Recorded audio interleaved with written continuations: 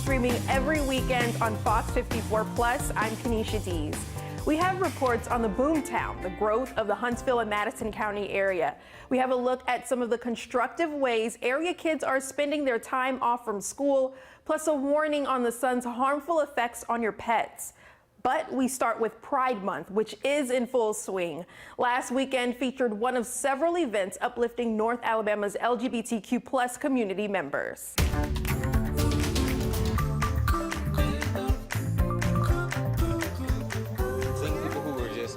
Accepting of everybody who was involved and really being inclusive to no matter what you have going on, no matter what you do, no matter what you think, we're all here for each other. As we're in the first few days of LGBTQ Pride Month, hundreds of members and allies of the community marched in solidarity. This celebration of Pride coming after last month's protests of the bills introduced within the Alabama legislature. They say you can be whoever you want to be, but then they do this when people are being who they want to be. Many of these bills have since stalled or died. Bills like House Bill 401 that would have banned drag and gender-oriented materials in K-12 public schools, public libraries, and in public places where minors are present. Or House Bill 405 that's been postponed indefinitely, a bill that would have created the What is a Woman Act, which would have required gender-based language used in Alabama code. The halt of these bills making some members of the LGBTQ community cautiously optimistic for what's to come. I really don't think it's going to happen. I think it's too many of us and too many allies for it to happen. But of course they're going to continue to do it for years to come. And if similar legislation is reintroduced, many will continue to protest. We'll figure it out and we'll change the world, I swear. Ultimately, members of the LGBTQ community are emphasizing a message to be yourself. Being happy with yourself. Being proud of your identity and yourself and what you are as a whole. And that you will find the people who support you. You may not know who they are just yet, but you will always find your people.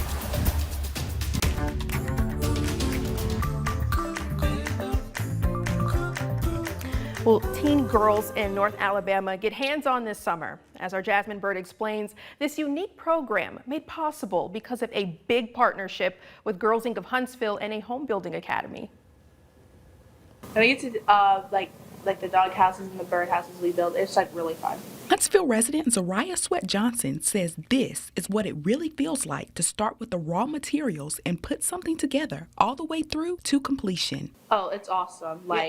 When you first see it, it's like a bunch of scraps and just pieces. But then when you put it back together, you get to see the accomplishment. Meridianville resident Ruth Hare agrees. Yeah, I didn't think I was going to enjoy this, but when I started, I really love it. Girls Incorporated Executive Director Stephanie Malone says this is the third year Girls Inc. has partnered with the North Alabama Home Building Academy. The focus this year, architecture. They have been over here constructing dog houses that they will donate to a local shelter. And in previous years, we've constructed little libraries, and then we've also done birdhouses. The girls get hands-on experience working with power tools while also learning about the industry. Our mission at Girls Incorporated is to inspire all girls to be strong, smart, and bold. And one of the ways that we do that is that we expose them to non-traditional careers for females, and we let them know, just as has been stated before, that nothing is off limits for them. They have the power and the ability to be able to achieve whatever they want to achieve, and no career path should be off limits for females. In Huntsville, Jasmine Bird, FOX54.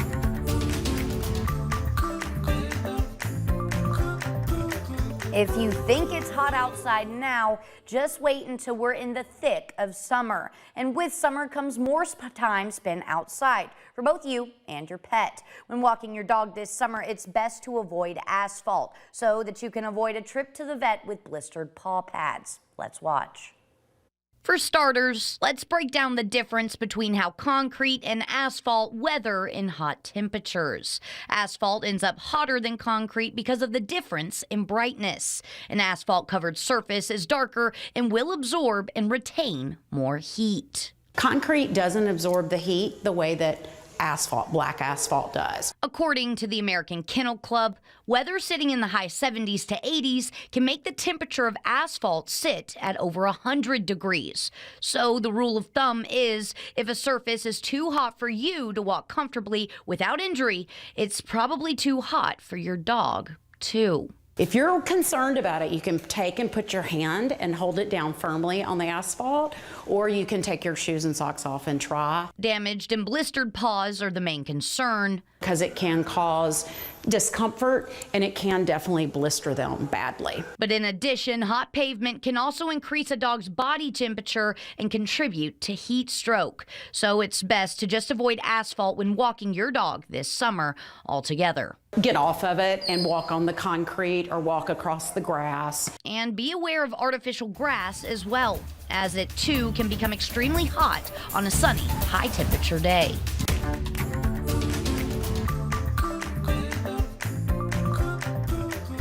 One former student from Calhoun Community College is making a difference for autistic students, a resource she wished she had while she was in school. Meet Holly Foshi, president and founder of the organization Huntsville Autistic Adults. We are for autistic people by autistic people. We think that anything that has to do with autistic people should have autistic input. And what we do is we educate in the North Alabama and South Tennessee area about autism as it relates to adults, workplace accommodations, college accommodations, autistic culture. Something Foshi wishes she had while she was in school, both in scholarships and her learning environment. I worked in fast food places or grocery stores, trying to make enough money to go through school, so I could never take a full class load, which means I could never get a scholarship because there's always a minimum enrollment requirement for scholarships. That's why she's teamed up with Calhoun Community College to create a new scholarship for autistic students attending the school. Communication is different between neurotypical people and neurodiverse people. So I wanted to create a scholarship to help them with that without having to meet all of these crazy criteria. This $1,000 scholarship geared towards sophomores has no GPA requirement and no minimum course load requirement, with the hope to reach autistic students who struggle on standardized tests or those who are unable to take a full course load. The reason we made this not for freshmen but for sophomores is because that is typically when the burnout sets in. That's when a lot of autistic people can't handle it anymore. Foshi's own college journey started here at Calhoun in 1994. She later went on to Athens State to receive her bachelor's degree in computer science and both a bachelor's and master's degree in mechanical engineering from UAH. It wasn't until finishing her master's in 2017 that she got formally diagnosed with autism. I felt relief and I felt grief for the life lost. All that I could have had if someone had just paid attention. Through her challenges as an autistic person in both work and educational environments, she knew she needed to help other students. And she hopes the community will contribute too by donating to this annual scholarship. This could be the thing that gets them through and gets that associate's degree. And with that, that is a stepping stone they can use to get their bachelor's. For more information on the scholarship, head on over to fox54.com. In Huntsville, Sedona Meadows, Fox 54 News.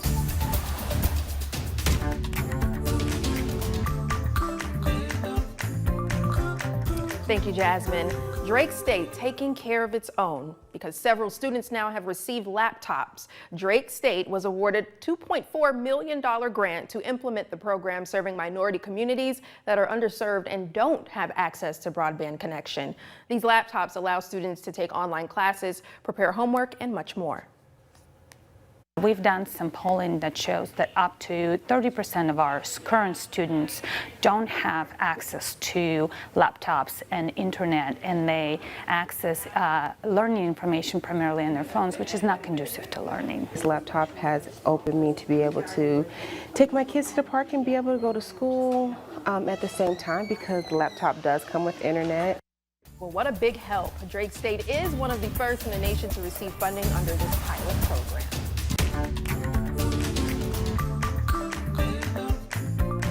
Welcome into sports. This morning, the Trash Pandas got some pregame work in with some hopeful future pros.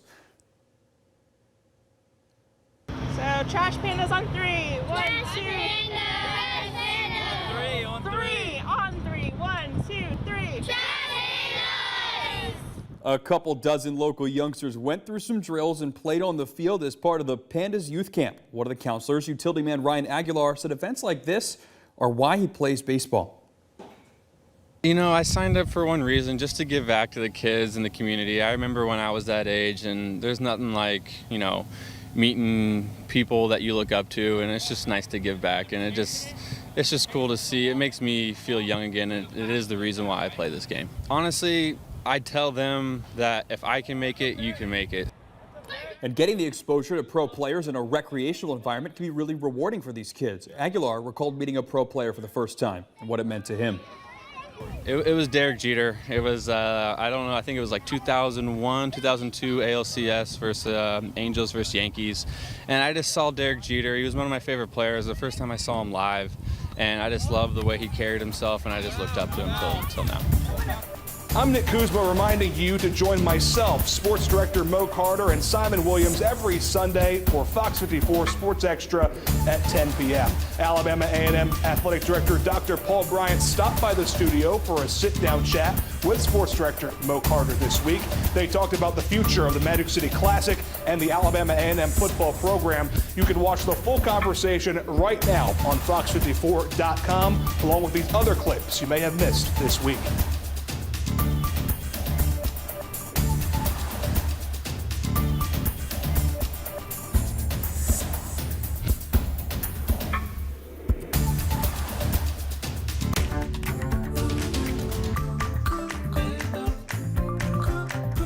And take a look at this. We thought you might get a kick out of seeing some of the Fox 54 team playing kickball today here in Huntsville for the Lexi Center's annual charity kickball tournament. Our very own Kenesha Dees was the real MVP. Here she is running to second base, and the crowd went wild. And it looks like it was so much fun. You can't hear it, but they did go wild. It looks like it was so much fun out there. I believe it. Oh, look at Nixon again. She's crazy. Get Morrell out there, clapping it up. Mo was on like two. I played last year. Mo was on like two teams last year. He's also on the He was, yeah. He was on. He was. So Kenesha and him went head to head on a game. I think his team. His team probably won. Yeah.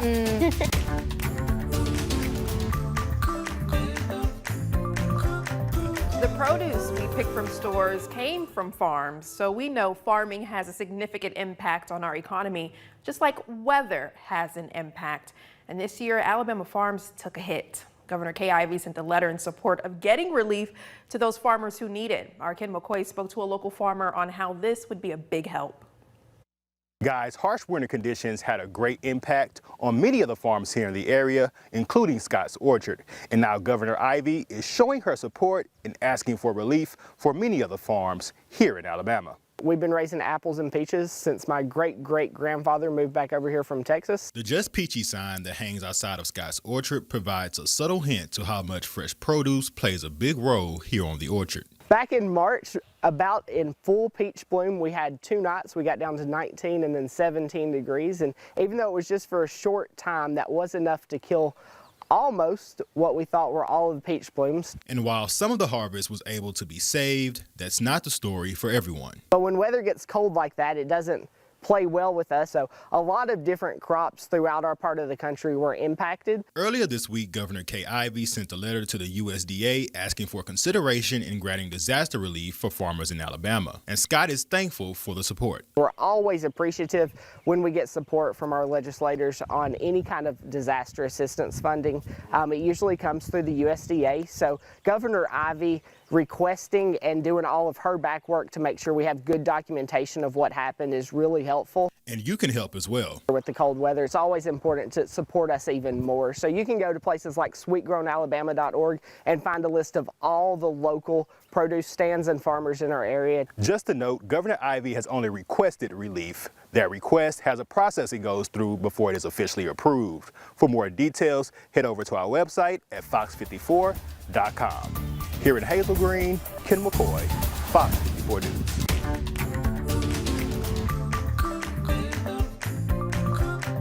Well, a call to be the best is what Huntsville Police Department is encouraging as they hosted an open house this evening, showing people what some of their training looks like. Our Sedona Meadows was there and gives us an inside look.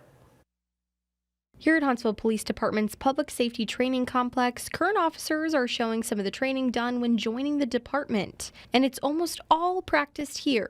It's a 19-week long academy. The state only requires 14 weeks, but we want to do extra training, extra scenarios. We get to use our simulator again. Just any extra stuff that our training advisors deem needed, we get to do that instead of feeling rushed with 14 weeks. And we do it all here.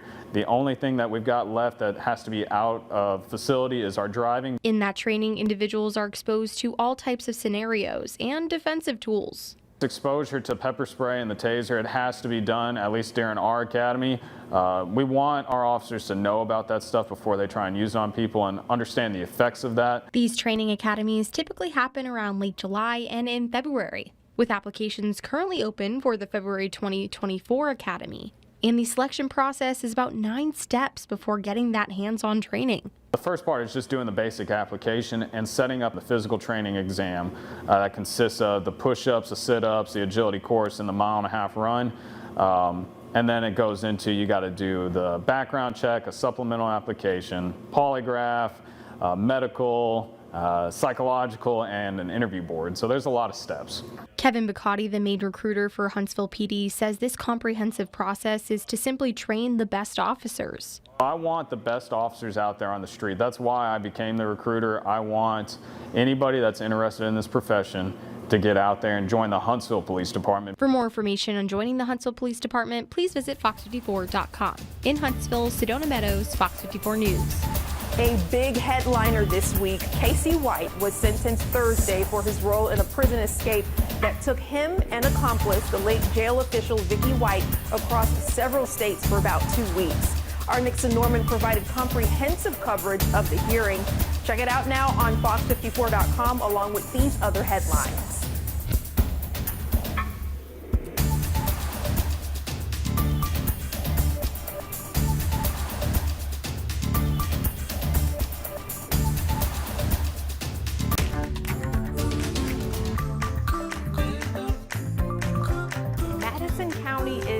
Hotspot for tourism. You'll also want to know it is the second most visited county in the state last year, bringing in more than 22,000 jobs to the hospitality and tourism industry. Our Ken McCoy wanted to find out what's bringing millions, yes, millions of people to the area. All right, guys, so the Orion Amphitheater is just one of many reasons why tourism jumped in 2022. And while, yes, it's great that people came to see why this city is so great, that boost in tourism was also a boost for Huntsville's economy. First of all, we're thrilled that Huntsville-Madison County hosted over 3.9 million visitors in 2022. Tourism plays a big role in Huntsville's economy. The economic impact that those visitors had exceeded $2.1 billion. That's as compared to $1.7 billion from 2021. So it's nearly 20% increase. And there's one particular reason why that number increased. The folks who came and stayed here, they spent more money while they were here. Maybe they stayed in a nicer hotel, went to more of the attractions. They probably had a little bit more money to spend, and that showed up in tax receipts. So what's bringing the influx of visitors? The U.S. Space and Rocket Center, home of Space Camp, they bring in millions of people. Huntsville Botanical Garden also brings in thousands and thousands of individuals each and every year. The Orion Amphitheater has only been open a little over a year, so we're seeing some great patronage for that facility and other music facilities in the community. So there's a lot of people coming to Huntsville and a lot of reason to. Job travel plays a role as well. We're seeing growth on Redstone Arsenal. The FBI is continuing their relocation here. A lot of different employers and industries. And residents of Madison County are reaping all the benefits. Tourism and travel is so important to our quality of life and to our citizens because of the number of people who came last year.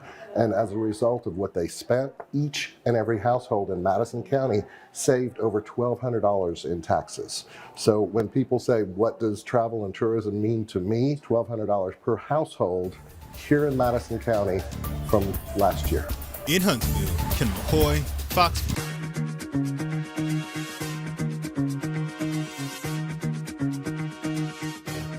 What's summer without summer vacation? And I know many of you will be looking for ways to still enjoy yourselves while saving a little money. Well, I know there's a lot to consider, so let's get started in this edition of Money Matters Summer Travel Basics. In 2019, the average traveler spent $1,400 on holiday travel.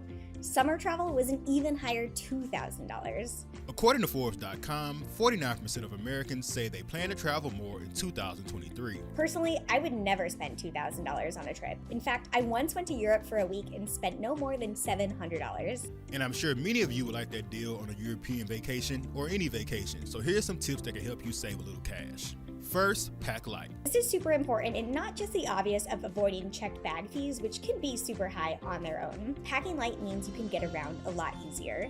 With a light suitcase or a light backpack, you might be able to take public transit rather than feel like you need to pay for a taxi. Second, find alternative ways to eat. I love going to local markets. First, they're an adventure in their own to explore all the different types of foods that you can actually get out there. But it'll help save you money so you're not just buying a crappy muffin when you have a pastry that you got from the local market. Third, reward points can go a long way. Your hotel credit card is also going to rack you up hotel points for your everyday spending. I love booking hotel rooms on points. You know those nasty hotel resort fees, like that extra $40 fee you're paying for, like, I don't know, the Wi-Fi? Well, in a lot of cases, when you book a hotel room on points, you won't actually have to pay the resort fee. And last, if you can wait a little while, travel in the off-season. Not only will you avoid crowds and the headaches that come with them, but you'll usually be able to get a great deal on your flight and your hotel. For more Money Matters, head over to FOX54.com. For Fox 54 News, I'm Ken McCoy.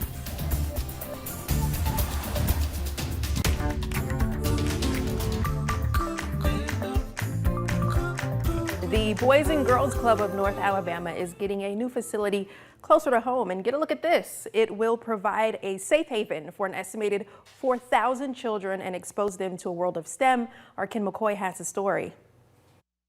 Partnership makes a community stronger. It's a culmination of a lot of hard work, a lot of collaborations, the City of Huntsville, Whitesburg Baptist Church, Meta, and Redstone Federal Credit Union. And those partners have come together to help give students of North Huntsville a chance at a better future.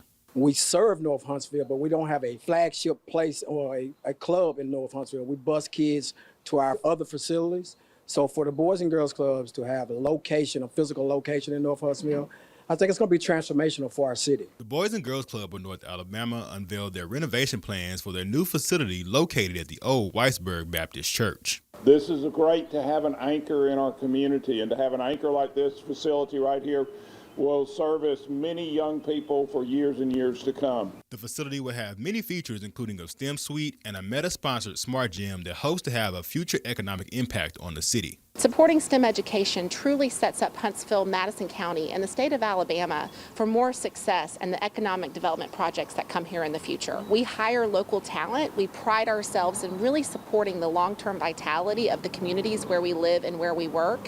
And part of hiring that long-term talent is investing early on in STEM education. We want to make sure that when there's a data center a mile from your house, you have the opportunity to work there in the future. And they also made another investment. We are so incredibly excited to announce that we are going to be making a $300,000 donation to support this new facility with the Boys and Girls Clubs here in North Huntsville to support Huntsville and Madison County. And today is really the catalyst of that 5-year partnership truly coming together as we open up and truly make a way and impact here in North Huntsville with this facility. Renovations are set to begin in fall 2023. For Fox 54 News, I'm Ken McCoy.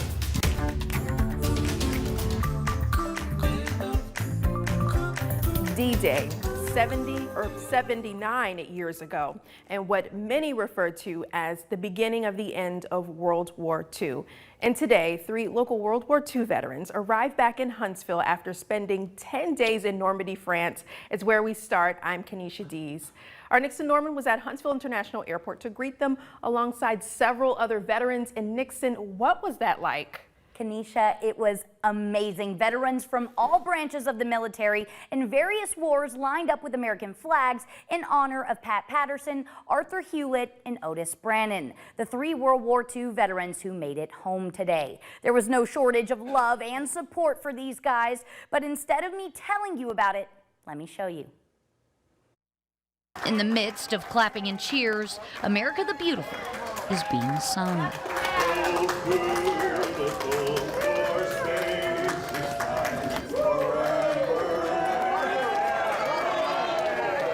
And before I introduce you to this guy, World War II vet Otis Brannon, let's meet the Vietnam vet, Dave Dunlap, who started singing for these veterans, creating a chorus.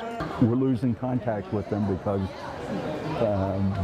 everybody's 100 years old or older, thereabouts, and it can be a lonely life, and everybody should have a sense of worth, and so that's part of it. Out of those 3 World War II vets, I was able to speak with Brannon about his time in Normandy, 79 years after D-Day initially took place. You can imagine yourself, and you know about how I felt. That many people get killed in battle.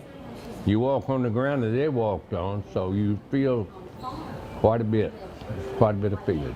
Brannon reflects on those who lost their lives that day, calling them American heroes. Somebody asked one time, did I feel like a hero? I said, hell, I don't feel like a hero. The one buried in the ground is the heroes, not us. We helped out, but those are the guys that really sacrificed their life. And although it's clear to see, folks right here in Huntsville were happy to see him, the folks in France were pretty excited too. I got invited into the little town, the village they call it, with the mayors and all the dignitaries. Oh yeah, we met them all. Brannon talked about how much he enjoyed his visit to France, but he's extremely glad to be home.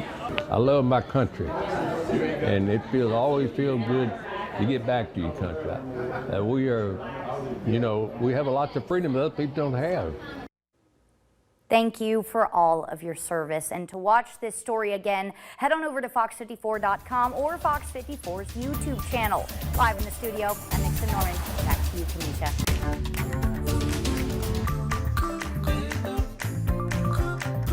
Stars on Mars at 7. It's about several celebrities who will eat, sleep, live, and work at an environment set up as a space station, as if they're preparing to take off into Mars. Well, we decided to get in on this out-of-this-world experience ourselves, and we have some space food. Oh, okay. Well, hello, friend, dude. Hello, friend.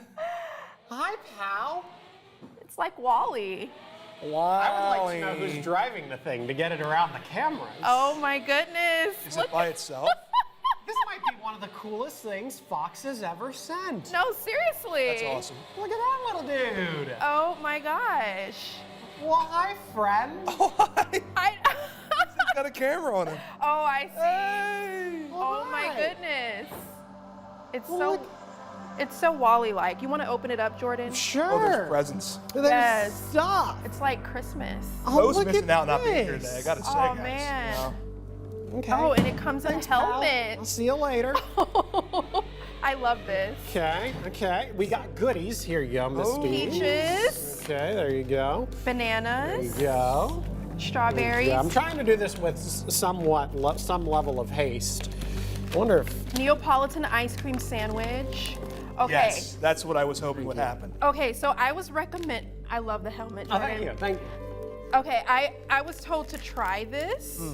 Okay. Highly encouraged to try it. I was told not to bite it or like crunch it, but to like let it melt in my mouth. I will let you guys do this because I actually grew up a good 10 minutes from the Neil Armstrong Museum, so I am no stranger to freeze-dried food. It just tastes like dried ice cream. It's really quite bland, isn't it? Oh, I taste a little chocolate.